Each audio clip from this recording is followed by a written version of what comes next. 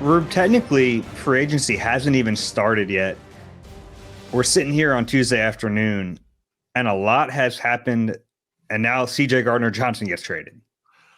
Yeah, half the number one defense in the NFL in 2024 is gone, and CJ's the latest piece of that, and kind of a shocking move, and a lot to unpack with this one. In the very simplest terms, how he wants to get younger and go rookie contract guys like Sidney Brown, who did some good things as a rookie 2 years ago, kind of had a lost year this year as far as defense, just because he started late. CJ was back. He was a third-round pick. They want to see what he can do, and they want this whole group of Tyler Steen and Keely Ringo and just all these young guys to kind of be the next generation of Eagles starters, guys that Howie drafted. But when you're talking about CJ, you're talking about a really unique player and personality. It's going to be very tough to replace. And on the field, 12 interceptions in 28 games is crazy production. It's almost an interception every other game. And we've talked about just the intangibles that he brings to the locker room, to the field, the energy, the attitude, the edge. And it's something that was missing in 23. They just didn't have that. And they're going to have to find a way to replace it. This is the Eagle Eye podcast, by the way. We're presented by Nissan. Rube said we had a lot to unpack, and he figured I'm going to start unpacking right now. We do have a lot to talk about. We will completely unpack this trade, what it means for the Eagles, why they did it. A few other moves have happened since our last podcast. Kenny Pickett got traded. Oren Burks signed with the Bengals. And look, maybe there's more moves coming before the end of this podcast. So I have my phone in my hand. We're ready to attack anything that comes up here. But I think we will obviously start with the CJ Gardner-Johnson trade, just to lay out what the trade actually was. The Eagles send CJ Gardner-Johnson and a 6th-round pick in 2026 to the Houston Texans for Kenyon Green and a 5th-round pick in 26. So this is a player-for-player swap with a pick swap included. Obviously, the headline of it is CJ Gardner-Johnson no longer in Philadelphia a year after signing that 3-year contract as a free agent. I think that's where we start with this, is that the Eagles already cut ties with CJ 1 year into this, and a year that worked out better than anyone could have hoped. He has 6 interceptions. He's a starting safety on a Super Bowl team. All that said, why is he not here anymore, Rube? Yeah, it's a great question. And it seemed like they got it right this time. CJ got it right this time, as opposed to 2 years ago. I think he was a better player this year, more complete player. And obviously he's been here 2 years and they've been to 2 Super Bowls. So that says a lot of reasons for that, but he's a big one. And CJ's he's a tricky guy, and he can be difficult, and he can be challenging. He's one of those guys he's a free spirit, and I think some of the same things you love about him and the energy he brings. I mean, we saw the downside of it when he got ejected from that Washington game. Is that enough to move on from him? I personally don't think so. The coaching staff might have just felt like he was too difficult to get in line. I don't know, but there has to be more to it than just we want Sidney Brown on the field. We want to get younger everywhere. CJ's a young guy, and he's a young, productive guy whose contract wasn't prohibitive. So that just tells me there's more to it than football reasons. And look, it's all part of Howie's whole philosophy this offseason is to get younger, to pile up draft picks and comp picks. Obviously, this has nothing to do with the comp pick formula, but on the surface, it falls in line with that philosophy and that approach. But it's not like they couldn't afford him, like Josh Sweat or Milton Williams. It's not like he was an aging player, like Oren Burks was 29. I don't really see the football reason in doing it, and that tells me there's got to be more to it than that. You just don't trade away a player. And look, Kenyon Green might turn out to be a starting right guard, but his first 3 years in the NFL, he missed 1 full season in 23, have not been good ones. So it's not like you're getting equivalent value as far as the player. If you're getting an elite guard, Pro Bowl offensive lineman, at least you could say, well, they want to give Sidney a chance, so they got another safety. They're getting a Pro Bowl right guard. That's not the case. So it's really hard to make sense of it. I wish we had an opportunity to talk to Howie Roseman. We won't for a while, but it's an odd move, and I can't think of a pure football reason to do it. So that just tells me there's more to it. Yeah, we'll get to the Kenyon Green side of this in a little bit, but I think you're right. I think there are multiple factors that lead to a trade like this, and I don't think that we can discount CJ's personality and fit in the locker room and all that stuff. I don't know if it's like his on-field antics that would be the reason for it, because there was one game where it really flared up, and that was kind of it. I do think you wonder, like, we go back to the Slay CJ thing where Slay mentions Reed as a leader and not CJ, and CJ took it a certain type of way. But I mean, Reed is coming up for a contract extension soon too. So I do think money plays a role, and it's not just like clearing out the money, which will happen. I think the Eagles by this trade are telling you that they didn't see CJ as a core player in the long term. Now, there can be multiple reasons for that, but I think that's clearly what this says, right? Is that you have other contracts coming down. Reed is going to be one of them, most likely this offseason. He's entering the final year of that extension he got last year. So he'll be a free agent after this upcoming season. I think they view him as a piece they want to keep around. And then if you're looking down the line at the next 2, 3, 4, 5 years, yeah, like there are big contracts coming. Cam Jurgens this offseason, Jalen Carter will be coming down. And then eventually you'll have Nolan Smith and Quinyon Mitchell, Cooper DeJean, like all these core pieces that I think they view as cornerstones, where they simply and clearly didn't view CJ that way, right or wrong. Yeah, I mean, that's the implication. That's the only way you can look at this. CJ just turned 27, so it's not like he's an older player over the hill. I mean, he's a young guy in his prime. I think culture fit is a fair thing to bring up, and he's different. And I mean, you've seen players like that who just have different kind of personality. And think of Michael Bennett, who just just had a different personality. It wasn't maybe a bad personality, but maybe a bad fit. Out of here after 1 year, one productive year. Yeah, Hassan Reddick possibly in that category as well. A guy who, great player while he was here, wasn't a bad guy, but you wonder if maybe fit was a part of that one too. So they're big on that stuff, and Nick's big on it, Howie's big on it. So I can't help thinking that that's a part of it. Yeah, this is a tough situation for us to be in a little bit, because we haven't had a chance to really do a ton of reporting on it, but it feels like a little speculative, but we can't talk about this trade without bringing up that aspect of it, because I do think that it plays a role. When you think back to the offseason after the 22 season, like the Eagles were hesitant to give CJ a long-term deal. And I think there was obviously a disconnect about his value there. He ends up taking that 1-year deal in Detroit. And honestly, as much as it hurt to see him walk from the Eagles' perspective, I do think Howie read the market correctly with CJ then. And then ultimately, like, you give the two sides credit for figuring it out and bringing him back, because he was a big piece to this in 24. But, if they're starting to look down the line at like who they want to make sure is a part of this team in 27, 28, however far down the line, you can start to understand why they might trade him. Now, that's not to say that this is a good trade. And like, I do think that there's a chance that this really hurts them in 2025. I don't know if they have the person in-house, or even if they'll be able to find someone to replace the production CJ Gardner-Johnson gave them in 2024. Yeah, and you've lost Josh Sweat, Milton Williams, Isaiah Rodgers, Oren Burks, Slay. I mean, you're talking about 5 Super Bowl starters on defense who are no longer here.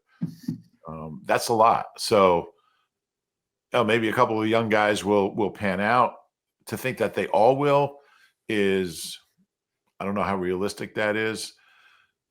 We were just talking, I think, I don't know, maybe 3 weeks ago about Sidney Brown and how we both would like to see some sort of expanded role for him in 25.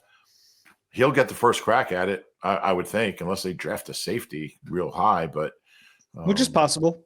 It's possible. They've never taken one in the first round, but they've taken corners who became safeties. Ben Smith, I guess. But yeah, I think Sidney becomes the next guy in at this point, and I like the way he plays. The way he plays on special teams. He did some good things as a rookie, but to think that he could come in and replace CJ, I'm not sure that's the case. Yeah, and I think because of his play style, there are certain similarities to CJ in that, like, I think Sidney would be a high variance player. I think he would make some big plays and give up some big plays, and that's kind of what we saw with CJ. And look, when Gardner-Johnson wasn't making those big plays, he wasn't a great player, right? Like, because you still got the bad without the good. But over the course of his 2 seasons here, he made a ton of big plays, and it wasn't just the interceptions. He had some huge tackles for loss. He was so good at sticking his nose in there as an undersized guy. And like, he didn't just bring swagger with his talking. Like, he brought it with some of his play on the field. And I do think Sidney has some of those elements, but it's so unproven. It's like a theory at this point that he can play in the NFL as a safety. We just haven't seen it yet. So I agree with you. It's unrealistic to think that every single young player the Eagles have is going to pan out, or that they'll be able to replace these players they're losing. But I guess that goes back to why Howie is stockpiling all these draft picks, because the more chances you have, your odds increase at hitting some of them. But yeah, it's a risky end play. Yeah, no question. And we did see Sidney as a rookie. I think he played over 300 snaps on defense.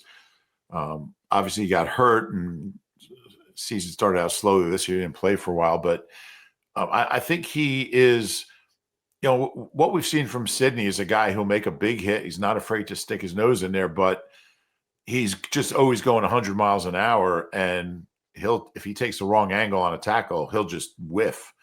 I think he's got to slow down a little bit and be a little more disciplined.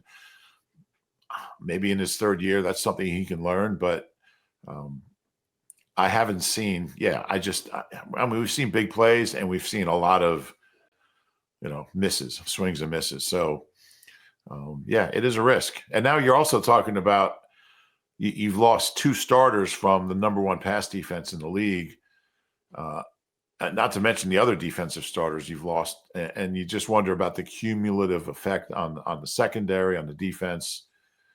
I mean, Slay was still playing really well, and obviously you have the 2 rookies and Reed, and that's a good start. But it's going to be a offseason of tremendous change, and yeah, especially on that defensive side of the ball. On offense, they're going to bring back most of the team. But on defense, wow. I mean, it's a lot. Yeah, it is a lot. And Howie Rosen always says that, like, the offseason goes all the way through to the first game, and then the talent acquisition phase goes through the trade deadline. So, look, I think he deserves a little bit of the benefit of the doubt. But when you trade away a fan favorite, a guy who clearly meant a lot to the team, I think it's fair to question it a little bit and try to figure out exactly what's going on here. I'm curious. Like, I don't think they can just hand this job to Sidney Brown. I think there has to be some sort of competition. I think Reed Blankenship, obviously, he's going to start, and I think he's going to get an extension this offseason, which could be another reason, by the way. Like, if you're going to extend Reed and clearly make him a part of your future, I wonder if CJ would be like, hey, where do I fit in? And maybe you try to avoid that scenario. But I don't think you can just hand Sidney Brown a starting job. I don't think he's been able to show you enough. I think there needs to be some sort of competition in there, because, like, I like the idea of a Sidney Brown. I think there are tools and traits, and he would be a fun player to watch. But like you said, he plays with his hair on fire, and he's got a lot of hair. I mean, he's full force all the time, and sometimes that leads to good plays, but sometimes it leads to disaster. Yeah, I just think of Sidney just kind of diving to make a huge hit, and the guy makes a little cut. I can't remember what game it was, and Cindy goes flying into the air, and the guy runs 17 yards down the field. So I don't know where that competition is going to come from, if they're going to sign somebody off the street or they're going to draft a guy. There's really nobody else in the building who realistically I think could compete with him. Tristan McCollum, I don't think so. Well, let me ask you about that, because Sydney obviously missed the beginning of the 2024 season. He had the ACL tear in week 18 at MetLife last year. So he's on the PUP to start this season. Presumably he gets left behind a little bit because of that. But Tristan McCollum began the season as the top backup safety. Then it became Avonte Maddox. At no point was Sydney in the mix to even get playing time. Yeah, I just think he was behind all year, but that is worth noting. And Avonte, I mean, they really like Avonte. He's a free agent. Maybe they'll bring him back and have him compete for safety. It's kind of hard to imagine. I'm not sure he's a full-time. I don't think he's a full-time player at this point. But yeah, that tells you. I mean, I think that speaks volumes. Now, Tristan McCollum, I don't think played very well when he had that role. That's why he got replaced. But I'm not sure any of those guys are. I mean, Lewis C. I mean, there's people there, but you're talking about a borderline Pro Bowl player in Chauncey Gardner-Johnson, and could have made it either year, 22 or 24. He has 6 interceptions. So that's the level you have to replace the guy. Now, you're not going to get 6. Whoever plays there next year isn't going to get you 6 interceptions. I think the last safety before CJ to have 6 interceptions this season was Greg Jackson in 1994, who they had signed from the Giants. That was 30 years ago. So the odds that Tristan McCollum is going to start and get you 6 picks, I just don't see it. So whoever it is, it's hard to imagine they're going to play at close to the level that CJ played at. Now, maybe they'll be a better fit. Maybe that's important, but I don't see where that production is going to come from. Yeah, I'm with you there. And that's why I think it is such a risk. Like, as much as CJ, and look, I don't think he was great all the time in his time here. I think he gave up plays, but the good way outweighed the bad, and he was a really solid player for them.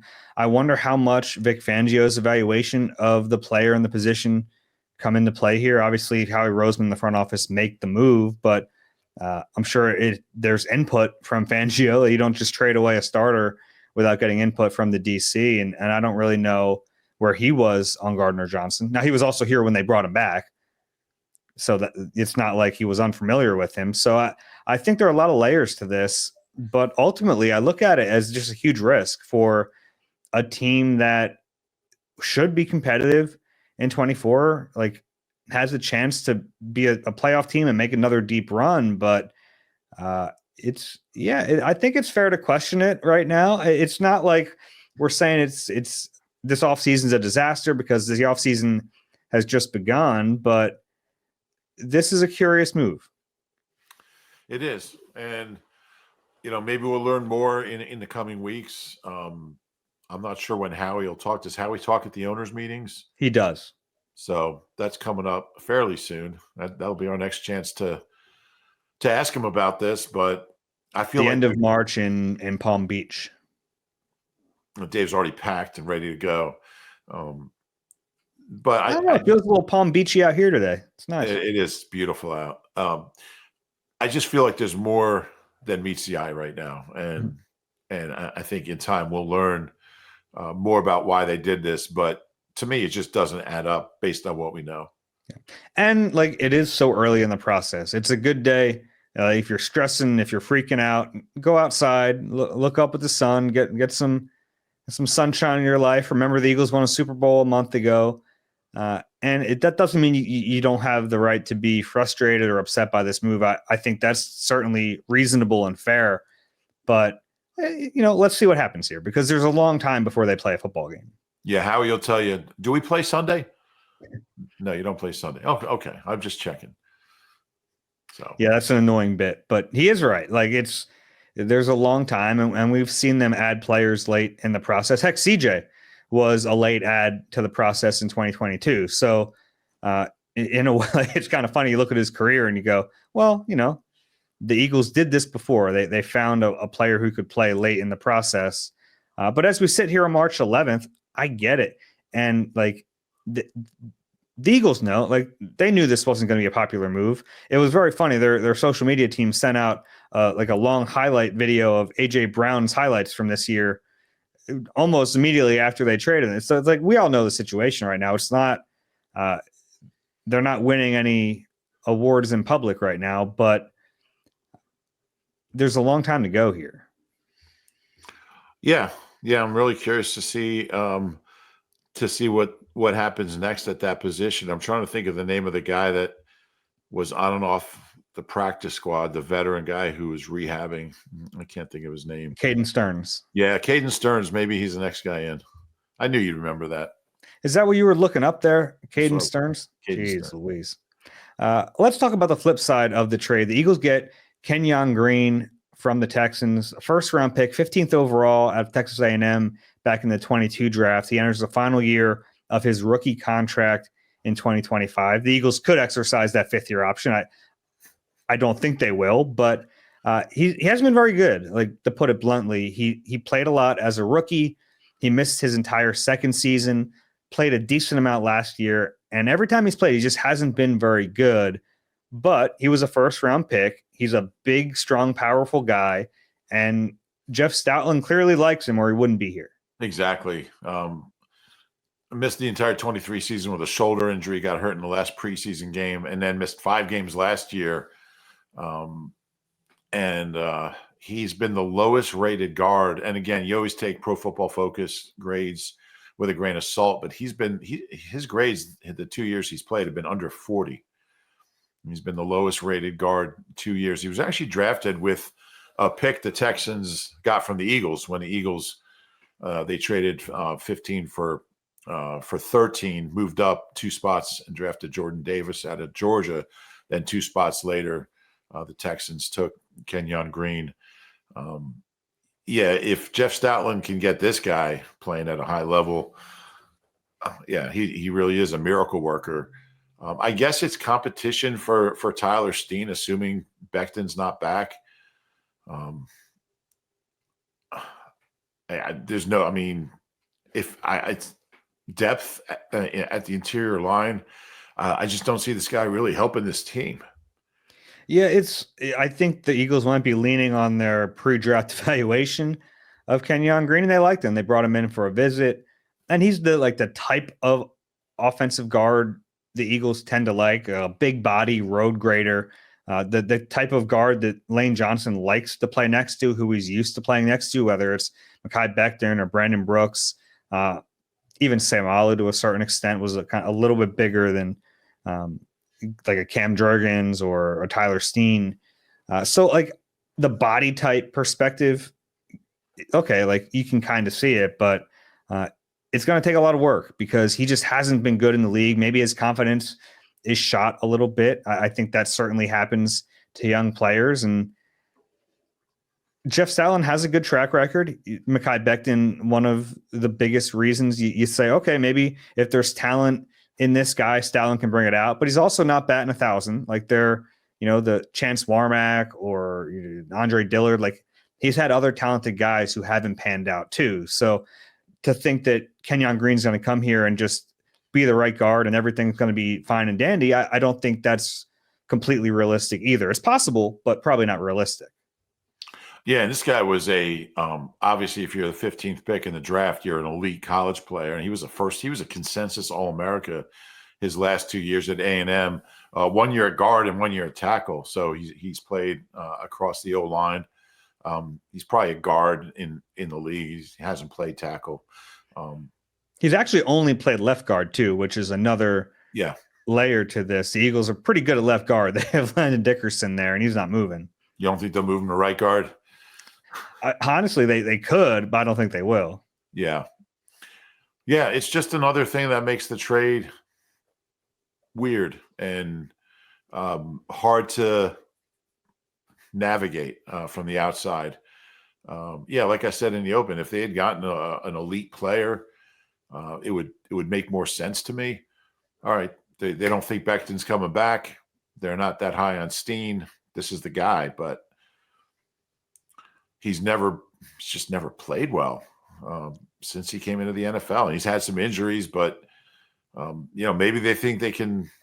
I mean, Mekhi Becton was a much better tackle with the Jets than this guy was a guard with the Texans.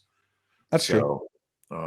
It's the comp. It's easy to say, well, they can get him going just like they got Mekhi Becton going, but I think there was a lot more to work with there. But Stoughton loves these kind of challenges, and we'll see how it goes.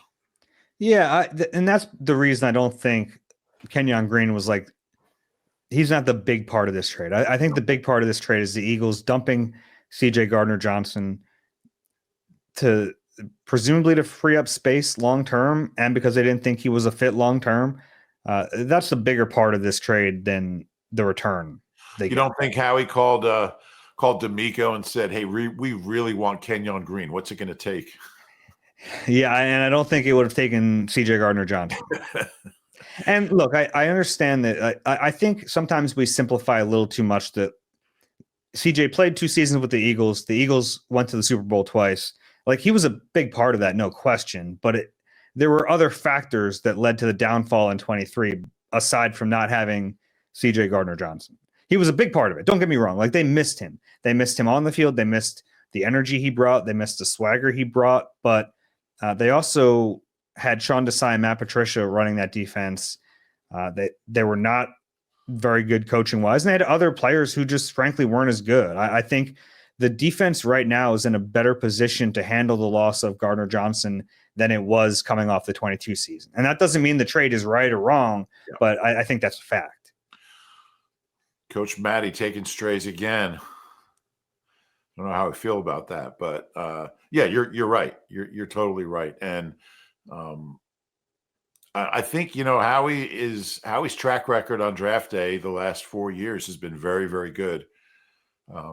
He's got to keep that up. I mean, for this team to remain competitive and remain, have that ability to make deep postseason runs, those drafts have to continue at that level, because you're losing a lot of proven players, especially on that side of the ball, and you got to find a way to replace them. So stockpiling picks is great, but it's what you do with those picks. And yeah, the more you have, the more your chances of hitting. But I mean, I think the only player they've drafted in the last 4 years that's never really, in the first, say, 4 rounds, who's never really been a contributor is Zach McPherson. He did play a little as a rookie, but the track record is very good, and it's got to continue.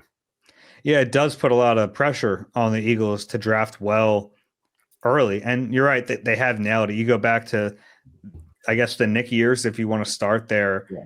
In the top 4 rounds are players on defense: McPherson, Milton Williams, Nakobe Dean, Jordan Davis, Sidney Brown, obviously another one who hasn't quite worked out just yet, Nolan Smith, Jalen Carter, Jalen Hunt, Cooper DeJean, Quinyon Mitchell. So a really strong track record there. But moves like this and the way that this team is going to be structured puts a lot of pressure on Howie and the college scouting staff to nail these picks. And the coaching staff to develop these guys, which they were very good at this year. Yeah, that's true. And I do think that's an important part of it, is like you feel better about the coaching staff in place to develop these picks right now. Yeah, no question. All right, we can take a break, but any final words on the CJ trade, thoughts about the fallout from it? Just that, we say this all the time. You just never know what's going to happen with this team. You never know what Howie's going to do.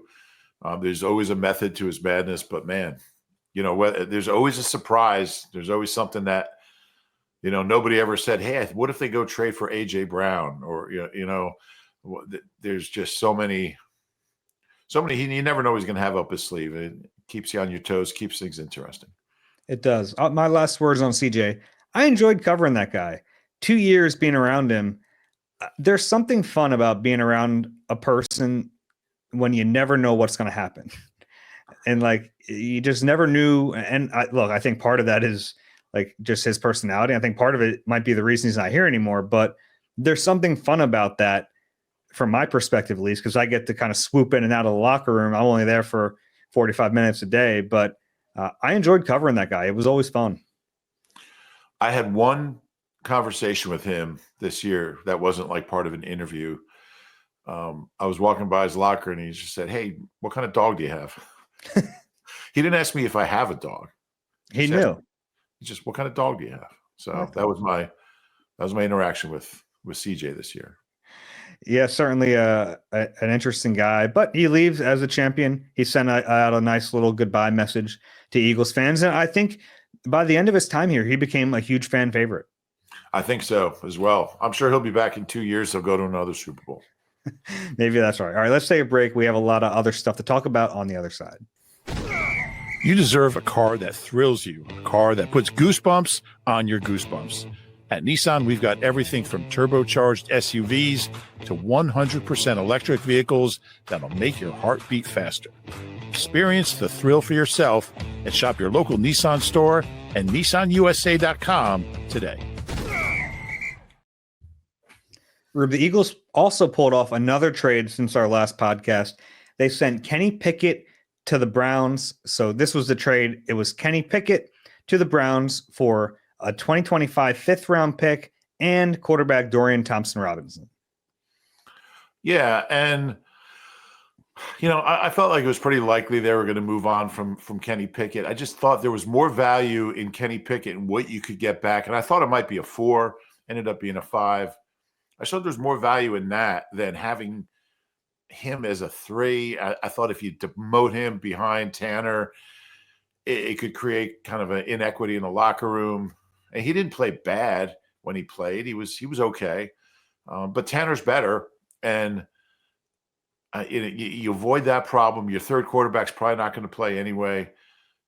You don't need both of them, and if you can turn Pickett into a draft pick, I just think it makes sense. The quarterback they got back, really big time developmental guy. I can't imagine any scenario he'll ever play for this team. You never know. Play for Chip at UCLA. So, but to me, it's about the pick is more valuable to Howie than having Kenny Pickett as a 3. I think it's that simple. Yeah, I mean, I think the two most important elements to this trade were getting a pick, but also elevating Tanner McKee, who is ready to be the backup. We all saw it, right? There were questions going into the playoffs whether or not McKee should just be elevated, and I think that's a difficult situation to make that decision during a season when Pickett didn't do anything to lose his job. It was really more about McKee excelling, and I don't think it's insignificant that they get a quarterback back who's a developmental guy who can be the third quarterback on game days. I would imagine he'll be here for the season unless they use a draft pick on a quarterback. But Thompson-Robinson is like he was an intriguing guy in the draft a few years ago, 5th round pick in 23. He's played a little bit here and there, hasn't played particularly well. Actually, almost hard to do. He has 1 touchdown pass to 10 interceptions in his career. But a skill set that kind of meshes. Tanner McKee's kind of the oddball now, being that super tall pocket passer. But I don't hate the idea of bringing in Thompson-Robinson as a developmental guy either. Bobby Hoying in that 1 year, what was it, 98, he had 9 interceptions and no touchdowns. So I think that's even worse. But yeah, Tanner McKee doesn't really fit the mold, but he's just so good at what he does that he's got to be number 2. I thought Pickett played really tough. He finished that Washington game, and then he started the Dallas game. He didn't play a full game in either one. But he played tough, and I was impressed with. I don't think he's a starter. I think he'd be a 500 starter. I guess he'll win you some games, but if you want to win a championship, I'm not sure he's your guy. I guess he'll compete in Cleveland, but I think he's a perfect number 2 because he's smart and he understands the offense and he can come in and play tough and make some plays and win you a game if he needs to. And but I don't think the Eagles are any worse not having him. Yeah, I mean, you can argue they're better. Just if you trust the evaluation of Tanner McKee, you trust what you saw in a very limited sample size. McKee was really good. So Yeah. still bullish on Tanner. Yeah, I think that's that trade. By the way, the Eagles now have 8 picks in this year's draft. They have a first, a second, a third, all their own. They have a fourth from the Lions. And now they have 4 fifth-round picks in this draft. Yeah. So curious to see what Howie does with all those picks. He'll probably trade all 4 of them for like a 4 and a 3 and 26, and then take that 3 and trade it for a 2 and 27. Who knows? But man, he loves. It's like, when you're a kid and you have like Lincoln Logs or Legos or something, you just love playing with them. And you got more. Dad brought more home, and that's what it is. Howie looks at draft picks as like these, they're like his little toys, and what he does with them, the way he makes them, into better picks, and his understanding of their value and their potential is, I don't think anybody else is anywhere close to him as far as making picks work for him in a lot of different ways. Yeah, I had an old tweet a while back that kind of went crazy, and it was like Howie Roseman in grade school would start lunch with an apple and end up trading to have like 3 Dunkaroos and pack of Gushers. Yeah, he's good at the trade game. Doesn't always work out, but yeah. All right. The other move we wanted to talk about, Oren Burks leaving as a free agent, goes to the Cincinnati Bengals, a deal reportedly 2 years, $5 million. And this actually broke while we were on the set of Bird's Huddle on Monday night, and we all had the same reaction. Well, that's not a lot of money. Yeah, I think he's a 7-year veteran. So he's got 7 years of accrued pension credit. So he's going into his 8th year. Minimum wage for him is like $1.5 million. So this is barely above minimum wage. And obviously the Eagles could have matched it if they wanted. I thought he played really well in the postseason after Nakobe got hurt in that Green Bay game. And with Nakobe's status unclear for the start of next year, I expect him to be back and be the starter there until Nakobe was healthy, which could be, who knows? I don't know how long that's going to be. So I was a little surprised that the Eagles didn't try to keep him. Maybe he didn't want to be here for some reason. But they obviously could have kept him at that price. Potentially. Player still has a decision in that, but sure. Yeah. Yeah. Maybe he'll have a chance to play more. But he's a 29-year-old guy who's never been a full-time starter. I think this is a perfect role for him. But he's a good guy. Wish him well. And I thought he played I was really surprised how well he played in those 4 postseason games. I was too. If you remember, I mean, after Nakobe got hurt, Vic Fangio even said he was going into the next game thinking he was going to split the time between Oren Burks and Jeremiah Trotter Jr. But then Burks was playing so well, he didn't want to screw it up. And Burks never stopped playing well through the Super Bowl. So obviously, I think this is a vote of confidence for Trot. We'll see. Obviously, a long way to go before the season gets played, but they like Trotter, and they were ready to play him in the playoffs in some kind of a rotational position, and they would have if Burks hadn't played really well. Yeah, and you just add them to the list of young guys that they're really counting on and really trust, like Keeley and Tyler Steen, presumably, and whoever else. I mean, there's a bunch of them. Sidney. So you just add them to the list, and Trot played really well in special teams. Didn't play a lot on defense, a few snaps here and there and blowouts. Played that Giants game, and was fine. It was the Giants, but yeah, I'm kind of intrigued by him. Intrigued by all these young guys, but it's an awful lot of trust in your young players. So, like you said earlier, they're not all going to pan out. And I'm curious to see which ones do. And it's amazing with every player who left, it's very easy to find the young player who might need to step up into that role. Obviously, with that one, no Oren Burks, Jeremiah Trotter Jr. Then you have Slay and Rogers, Keely Ringo. You have no Josh Sweat. You have Moro Ojum, or you have Shalik Sun. No Milton Williams, you have more Ojima.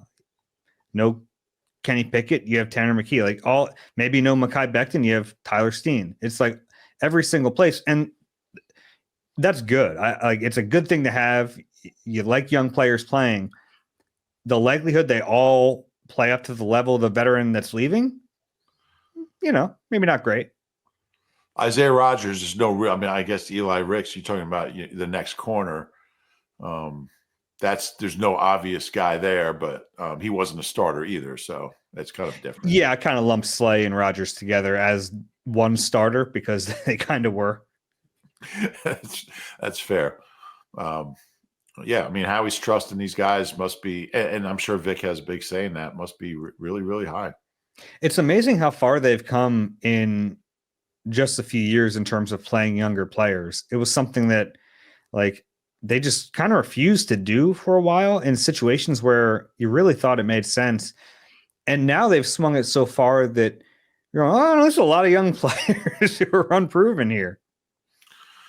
Yeah, it is. And, I mean, if they're going to compete for another Super Bowl, they're going to do it without half their starting defense from this past Super Bowl, that's a lot. Now, I think you got to feel really good about where the offense is. I mean, they I guess will probably lose Becton. I think the fact that they got Kenyon Green tells you they probably don't expect Becton to be back, although I don't know that. We haven't heard any rumblings about him. Has been all quiet on the Western Front, but the guard market has not been depressed in any way. That's true. But really, when you look at the offense, I mean, you still have AJ, you have Saquon, you have Devontae, you have Jalen, you have Lane and Landon and Cam and Jordan. And I mean, this offense is going to be electrifying. They might need to score more points than this past year, but you still have. That's also what we thought going into 2024. That's true. And they still have a lot of really good pieces on defense. And I mean, they kept Zach Bond and they've got still most of the guys up front, or a lot of them. I mean, you still have Jalen Carter and Jordan Davis. Nolan Smith showed so much this past year. So you have Reed in the secondary. You have the two rookies, or now first-year guys. So thank you. I know you're about to correct me. So, I mean, they still have a lot of really good pieces on defense. There's a lot to work with there. Yeah, and like I said when we were talking about CJ, they have a coaching staff in place that you feel more confident in after losing pieces than you did the last time this happened. Yeah. They're also now the second youngest team in football, and that's including Bradbury and Slay, because they're still technically on the roster. The way Spotrac does their average ages, they include everyone who's actually on the roster. So once they move on from those two guys, and I don't think they had updated Burks yet last time I checked, who at 29 would take the average up. So they might be the youngest, might have the youngest roster. That's just everyone under contract. So like one of the oldest guys on the team is Parry Nickerson, who's 31. So he's bringing the average up, but he won't be on the roster. So they're one of the bottom line, they're one of the youngest teams already in the NFL, just based on the moves from the last 2 days. I'm glad you brought up the Slay and Bradbury. I get a lot of questions about that, which I'm glad I get the answer to this one. The post June 1st cut, they have to wait until the league year starts to do that. So that's why those guys haven't been released. Right. But they're allowed to negotiate. Yeah. Their next deals. Yeah, they're essentially free agents. I think it's just kind of bookkeeping that they're not. Exactly. And I believe June 2nd is when they come off the books. I think they have to be on the books through June 1st. With the full cap hit, yes. Right. Yeah. Real quick before we get into some questions, just a few moves from around the league. Javon Holland, 3-year, $45 million contract with the Giants. Fine, it makes them better. I don't know why they didn't just keep Xavier McKinney last year. Yeah. Seems weird to me. Yeah. Okay. Vikings go out and get Jonathan Allen, 3 years, $60 million. If you thought the defensive tackle market wasn't going to be big because of the draft coming up, that hasn't been the case. Guys are getting paid. Yeah. Yeah. Good player. I don't know if I'd pay that much for a guy in his early 30s, but there's a lot of that going around. Yeah, and then Javon Hargrave apparently also going to the Vikings. Haven't seen terms of that one, but Yeah. two defensive tackles who were on the market who you thought, oh, maybe the Eagles would be interested are going to the same team in the conference. Yeah, they don't have a quarterback, but they got a D-line. All right, let's take some questions. It's Eagle Eye NBC Uni. That's NBCUNI.com, QR code on the screen. Obviously not answering as many questions this week. A lot's going on, so we have plenty to talk about, but I do want to get to a few of these. This one is from Mike. Hey guys, when Kenny Pickett was traded to the Browns, a lot of my non-Eagles fan friends didn't really understand the trade or thought it was a bad trade. Are we as Eagles fans just wired differently when it comes to acquisitions and trades? I feel like a lot of us actually understand the whole trade picture because I pointed out that Howie basically turned 2 7th-round picks that he traded for Pickett into DTR and a 5th-round pick, and that feels like a win to me. Interested to hear your thoughts. Yeah, no, I agree. And what is Kenny Pickett's value to this team if he's going to be the third? And it's a way to avoid demoting him to 3, which could cause problems. Tanner McKee, like we said, is better, but it's also a way of just adding to that stockpile of draft picks. And that's a pick that Howie will have this year. So I believe that's a 25. That is, yeah. 5th round pick. They got a lot of 5s. 4. So, I don't see the downside in this trade. I mean, Kenny Pickett's never going to be a great player. I really admire his toughness. I admire how ready he was to go in that Washington game when he really hadn't played all year. Didn't play the last month of last year in Pittsburgh. So he hadn't played in like a year.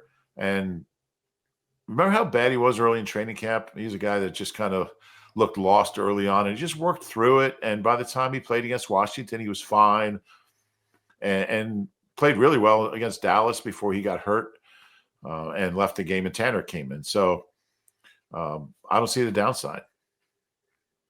Yeah, I'm with you. It makes perfect sense. And yeah, if getting back to the point where like Eagles fans are more in tune with trades, you have more experience than other fan bases. Like Howie trades so much that you've been through this before. You know the drill.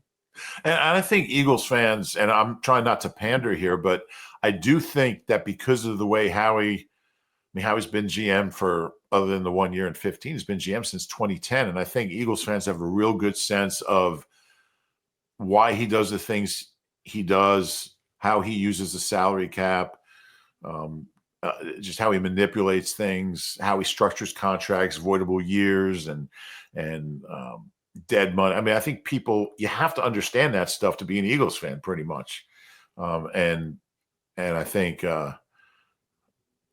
Howie's it's kind of like he's teaching this class in roster construction that we're all students in.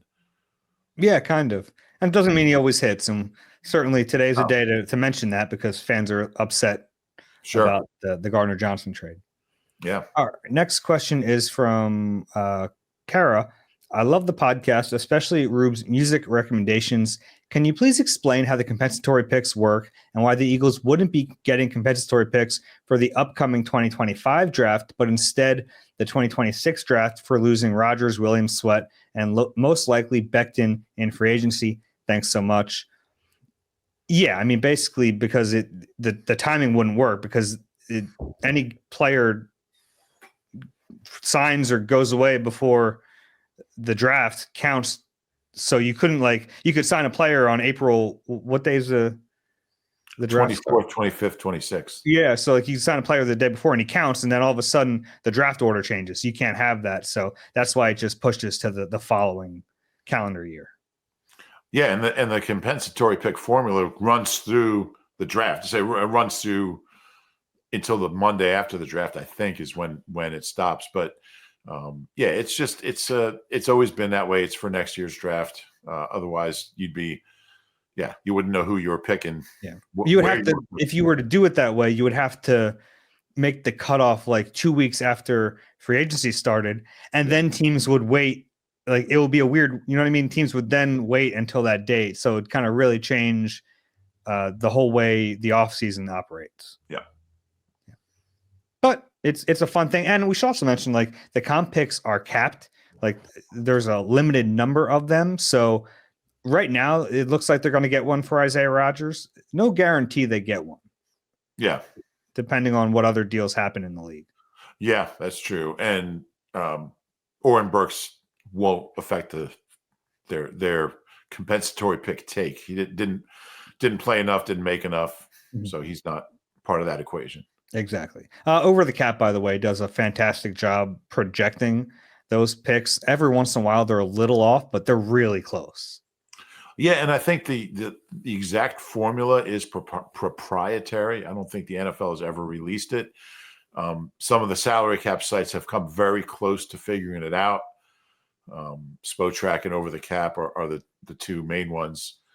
They're great sites, so they can come pretty close to projecting what that's going to look like. Kevontae Turpin stays in Dallas 3 years, $18 million. Okay, fun player.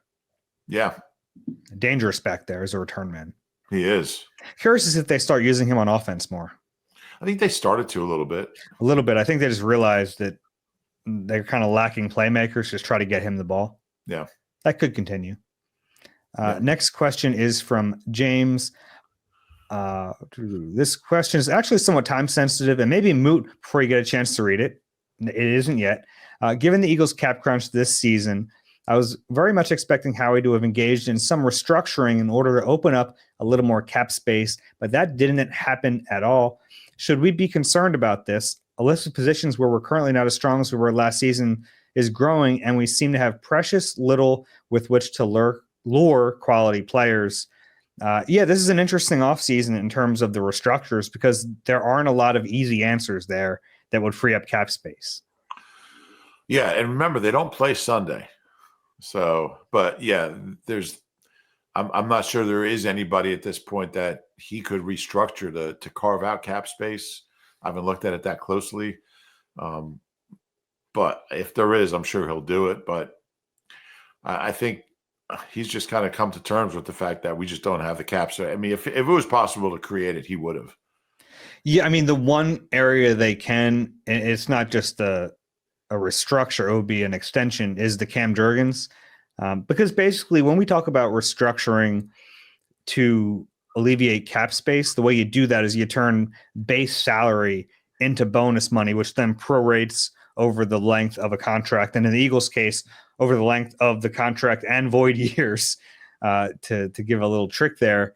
But the Eagles have done that so much, and their structure, their basic structure now is to have these limited base salaries where they pay out more money in bonuses than they do in the weekly game checks. So it's a little different. They don't really have those options anymore. But right now, looking at Cam Jurgens, his base salary in 2025 is $5.3 million, which isn't like crazy, but they could definitely save a lot of cap space there by extending him. And I think they will at some point. Yeah, and the philosophy there is that you're kicking the can, but the cap keeps going up, so the percentage that those voidable years take up gets smaller and smaller, and you have more cap space. Yeah. Next question from Ian, and I like this, although not an Eagle. Get it? Like Iron Eagle. I was wondering your thoughts on Myles Garrett's extension. I always felt there were lower chances he ended up here than anywhere else, but I still thought the Eagles had a decent shot to try to get him. Is he a fraud for saying that he wants to win only to sign a record extension with a doomed team that is still 5 years away from doing anything relevant? I heard great things about him in the past, but now I wonder if all he cared about was the money. Maybe the Eagles are better off. All anyone cares about in this business is the money. Although I think the Browns' chances of competing for a Super Bowl have increased since they traded for Kenny Pickett, I would say. Super Bowl winner. That's true. He's got a ring. Played in the game. He did play. To Jalen's disgust in that mic'd up clip. Have we talked about that at all? I don't think so. That was amazing. I love that. I love that. See, if you don't know what we're talking about, the mic'd up that the Eagles finally put out, the video had a little snippet of Nick basically telling Jalen when it was, I think it was 40-8. I'm going to put the backups in, and Jalen did not take it well. He wanted to stay in there. He wanted to run it up. Are you sure? Yeah. Yeah. That's what he said. And Nick's like, yeah. And and he was not happy. I mean, he wanted to keep piling up the points. And, when he left the game, I mean, the Chiefs got 2 quick touchdowns that made the score a little, I mean, I don't think it really matters in the big picture if you win 40-8 or 40-18, whatever. I don't know. I have that, or 40-22. Yeah. Mattered to Vic a little bit. Vic did not like it. And, look, if Jalen stays in the game, Chiefs don't get those 2 late cheap touchdowns. So I just love that competitiveness. And I love that. I mean, Nick is not going to show up any coach, especially Andy Reid. He's going to play by the etiquette. Although, like, you can make a case that the Chiefs kept their starters in. I think the etiquette says as long as they have their starters in, it's okay for you to have your starters in. It would have been the defensive starters, but Jalen just wanted to keep piling it on. I love that. Yeah, and Ian, I don't think the Eagles are better off without Myles Garrett. Right, I would agree with that. Yeah, okay. The last one here is from Mike, who I want to give a shout out to because he sent this email on March 7th. Hello, this is Mike from Upper Darby. First, I want to say I really love the podcast. The camaraderie and the banter really make the show great, as well as the absolute wealth of football knowledge. You guys really like Tanner McKee, but I would like to see a quarterback with some real mobility to be developed behind Jalen. A mobile running QB, I think, will really keep defenses honest, especially over the next few seasons where they have Saquon Barkley. Do you see any prospects coming out of the draft or even veteran free agents who fit that mold? Yes, and the Eagles have one now. Yeah, he does run around a little bit. He was a fun player to watch at UCLA. Unlike J-Jaw, actually, stayed up for some of those West Coast games. But I mean, he's got a long way to go. He's got a lot of work to do, but he does fit that mold. Yeah, I thought that was just a fun email to come in days before the trade happened. That was. All right. If you have an email, what was that? I just said intuitive. Oh, yeah, exactly. All right. If you have a question for us, Eagle Eye at NBC Uni, that's Eagle Eye at NBCUNI.com. And if you enjoy the Eagle Eye podcast, please do us a favor, rate and subscribe wherever you get your pods. If you're watching on YouTube, please click the like button and subscribe there as well. Rube, any final words? No, I think we'll be back soon.